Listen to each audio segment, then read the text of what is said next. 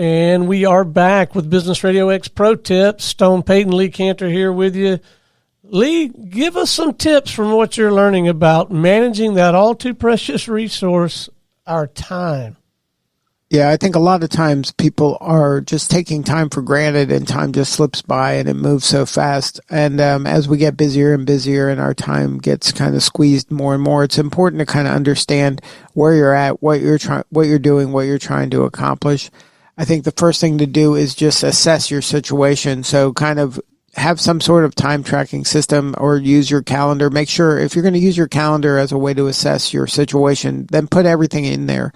Put your workouts, put your eating, put your meetings, put your work, whatever you're doing, kind of document it so you can really assess what your situation really is, not what you think it is. Because a lot of times you think you're doing some things, but if you look back, you're really actually not doing those things. So put everything down in a calendar, because the calendar is not going to lie. The calendar is showing you the day, and you're just putting in everything you're doing during that day. It's like a food journal. If you write down everything you're eating, you're going to know what you're eating.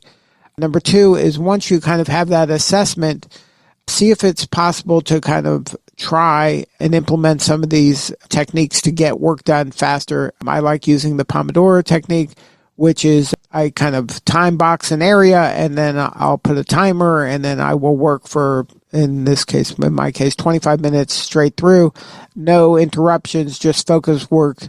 And I find that helps me that improves my productivity, and it gets more things done faster than if I say, I'm going to do that, and then just kind of throughout the day try to do it, and then I realize I didn't do it, and then because I never really marked the time, and I didn't set I didn't identify the area, and I didn't kind of just got the work done.